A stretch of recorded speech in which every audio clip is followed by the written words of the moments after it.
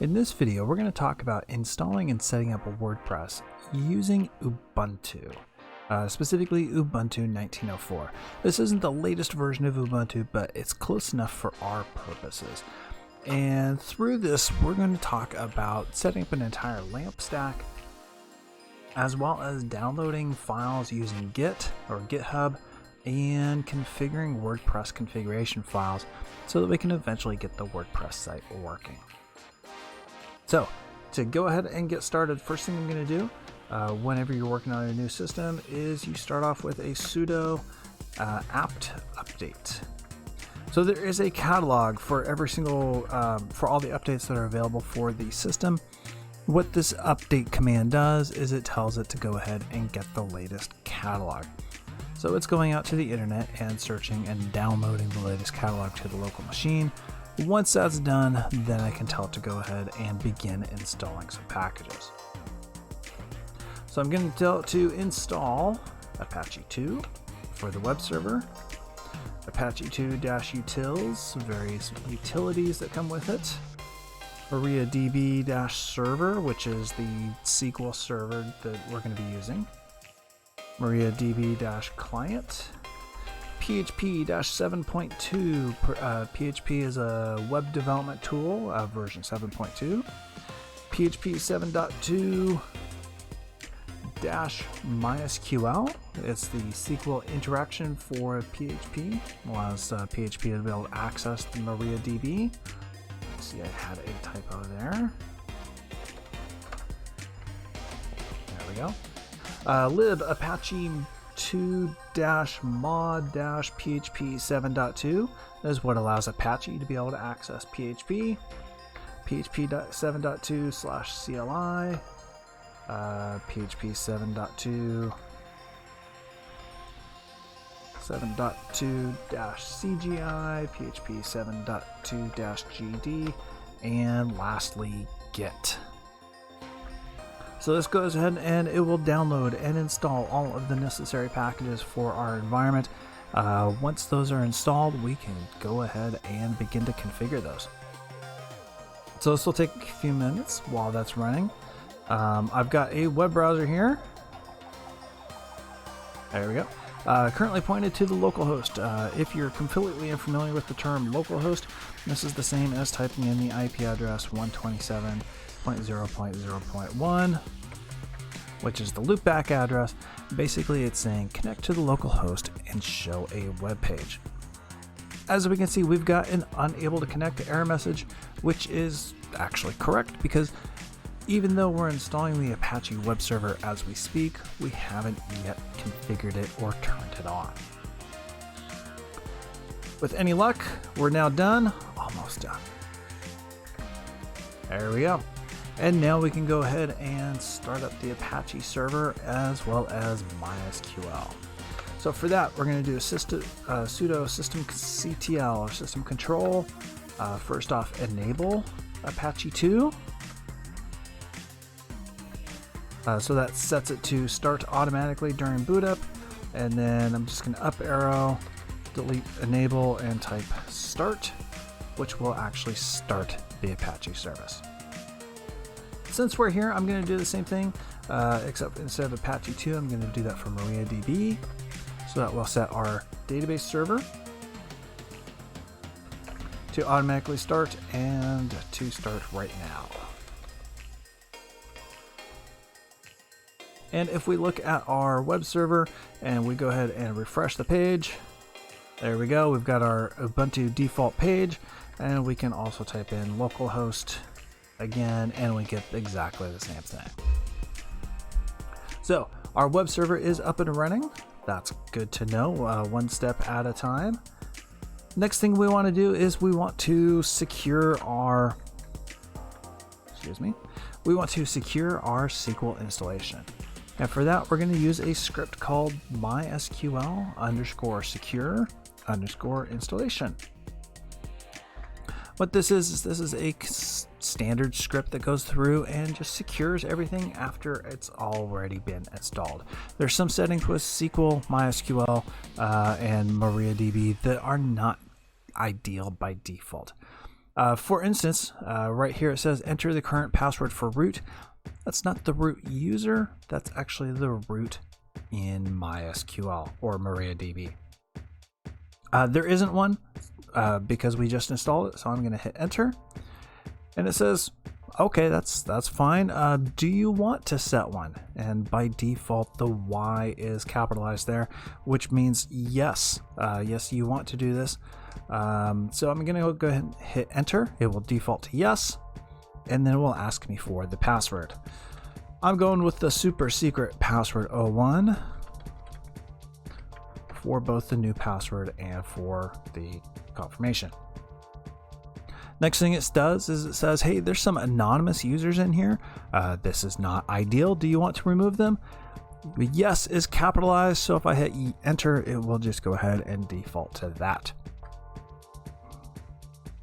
Nextly, do I want to disable root login remotely? Do I want remote users to be able to log in as root? I don't want them to be able to log in as root, so I want to disallow that. Yes is capitalized, so hit enter. There's a test database in here. Do I want to get rid of that? Yes, I do. And then lastly, you've changed some privileges. Do you want to reload the privileges so that they take effect immediately? And yes, I do. All right, so we've gone ahead, we've installed we've installed the LAMP stack, and we have configured our MariaDB database, sometimes referred to as MySQL. Next thing I need to do is I need to prep a database for my WordPress site. So for that, I need to go into the database and I need to create it using a couple of commands. So I'm going to go ahead and log in sudo mysql-u root, and -p means prompt me for a password. So U is the user that I want to log in with, P is the password. We just set the password a couple of seconds ago using the MySQL secure installation script. So I'm going to go ahead and type in password 01, and it logged me right in. First thing I want to do is create the database. So create database, and I want to call this WordPress. I could call it anything that I want. WordPress is pretty generic and yet pretty descriptive of what we're doing. Next, I want to create a user. So create user, and I want to call this WordPress user at localhost. There we go. Identified by and password 01 semicolon. So what this will do is this will create at the local machine, it will create a user named WordPress user. It will go ahead and tie in a password with that called password 01. The semicolon at the end of the line is very helpful, very useful, because it tells MariaDB this is the end of the line. Go ahead and execute that. So enter. It says great. Went ahead and did that. Next thing I want to do is I want to grant this WordPress user account full permissions onto the WordPress database. And for that, we use grant all privileges on WordPress.star. So in the WordPress database, for all tables, for all queries, for all stored procedures, we want to grant privileges to WordPress user at localhost. There we go. Identified by password 01 semicolon. I don't believe that second identified by and password 01 is necessary in that command, but the notes I'm looking at tell me to run that, and it works with it, so I'm not going to change it. Flush privileges, which means go ahead and make those changes take effect right this second, and then exit to exit out of MariaDB. So at that point, we went into our database, we created a user, we created a database, we granted permissions for that user to that database, and then exited out. Next step we need to do is install WordPress. Now most websites normally go into /var/www in the HTML folder. As you can see, there's just a simple plain index.html at this point. We need to download some files into that folder, and in order to do that, we need to change some permissions first. So I'm going to go to cd/var, just into the var directory, and as sudo, I'm going to change ownership, chown, CHOWN-R, administrator, www. So what this is doing, this is going to change the ownership. Change the ownership right here to administrator, because I am currently logged in as administrator of the www directory, and -R for recursive, which means the www directory and everything below it will, after this command is run, be owned by me. I need to do this simply so I can download things properly. There's other ways around it. This is probably the simplest way in this particular scenario to make this work. So I go ahead and hit enter. If I do an ls-l at this point of the www directory, I will then see that the owner of these files, big surprise, right there is administrator. So I am the owner of these files, therefore I can do whatever I need to make them work.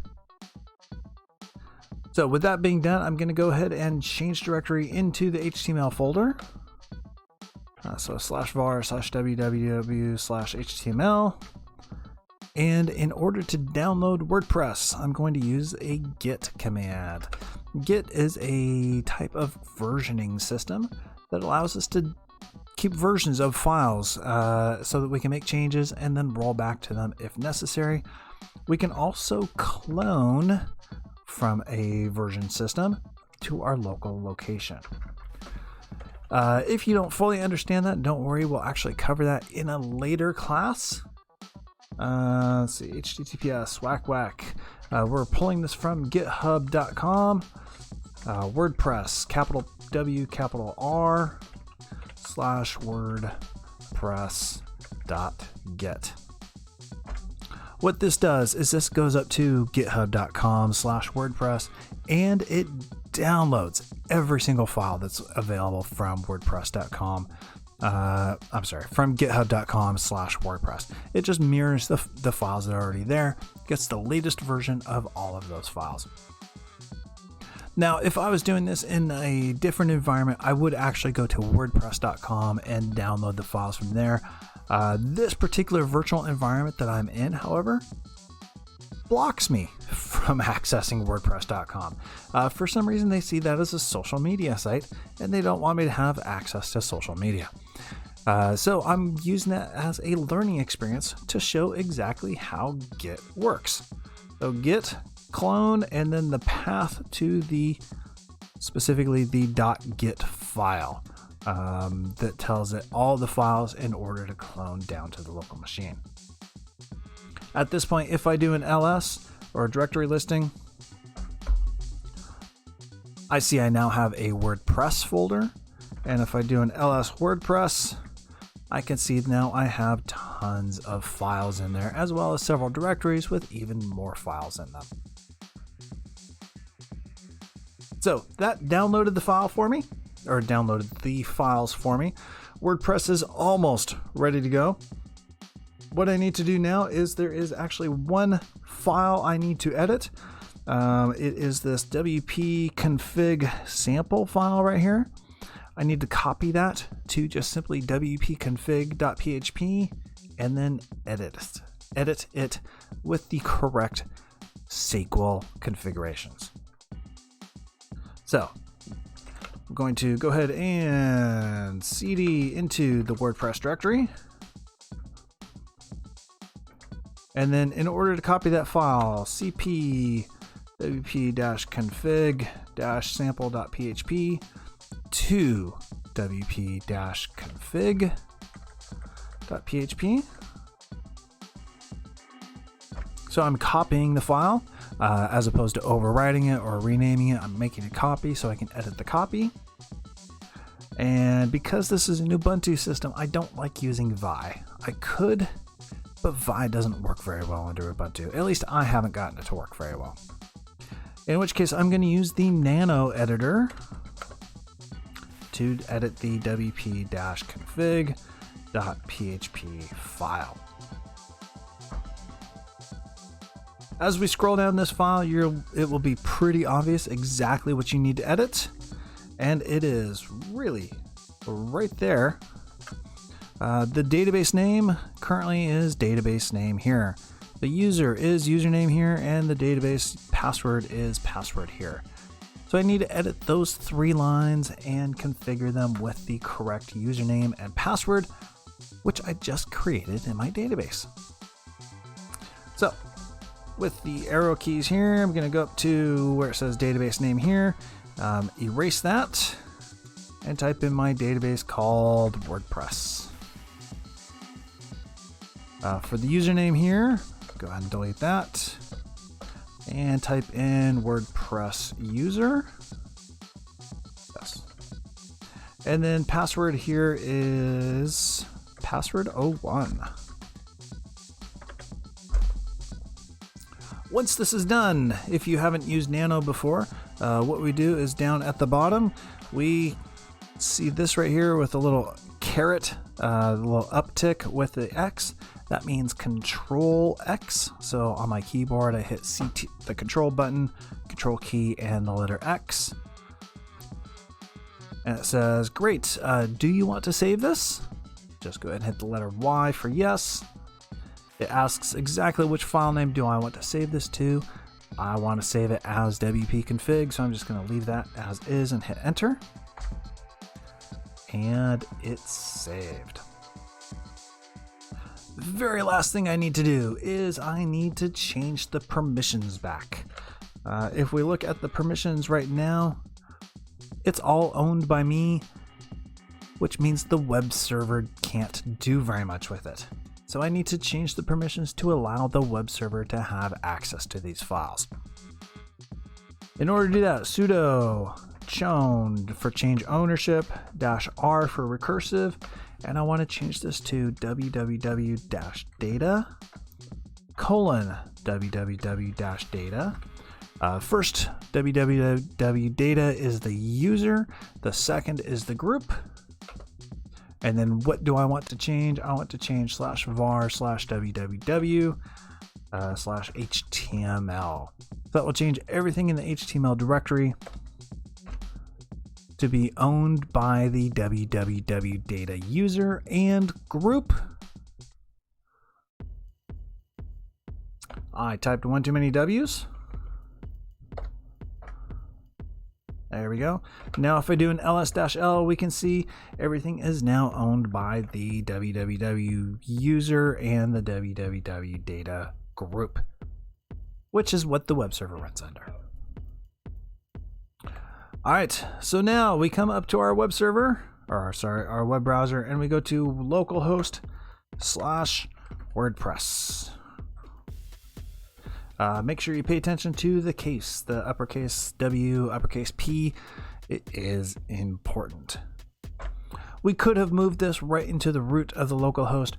However, in our case, it was just easier to do it this way.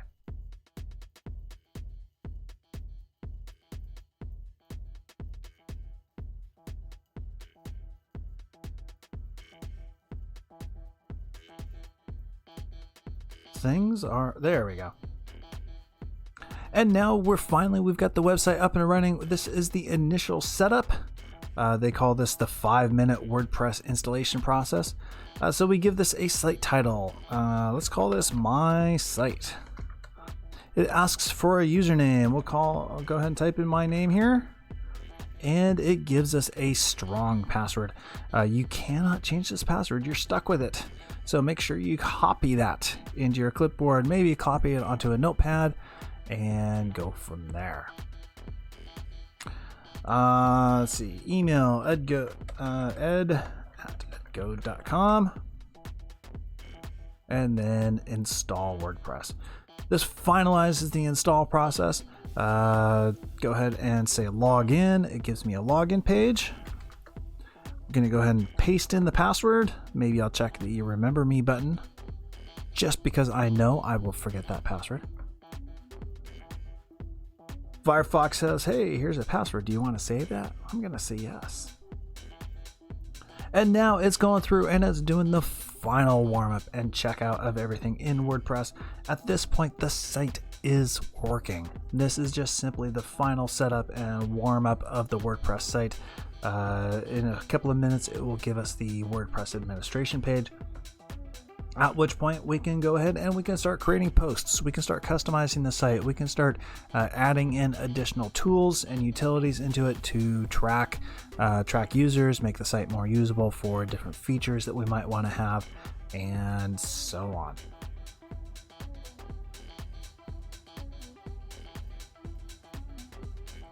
All right, so while that's going, just a quick review of what we did. We started off with an Ubuntu system, a brand new Ubuntu system, and we installed a bunch of packages. We installed the entire LAMP stack and configured it to auto run during boot up. We configured our system to secure it with our MySQL secure installation script. It secured it, got rid of a lot of the defaults that we didn't necessarily want. We went through the process of creating a database for WordPress, changed some permissions around and downloaded WordPress from the internet, finally went in and configured one of the pages, reset the permissions back as they should be, and then we finally got to this final WordPress site. Now, the cool thing about WordPress is that you can customize it to no end. You don't even need to know anything about programming. There's just simply a whole lot of stuff that you can customize in here. There's customizations, there's themes, there's widgets that you can load in. And when you're all done, you can just simply go to localhost/WordPress as an end user, and you see the very default just hello world webpage. You can again customize this, start creating your own posts. A lot of businesses actually run their entire company off of simple WordPress sites. But really, we got to view a lot of different technologies during this process. We got to see how you would set things up in a real Linux environment. There's always different ways to do it. A lot of times they're easier than what we might be seeing, but they're still valid nonetheless. So I hope you liked this video and I enjoyed making it for you.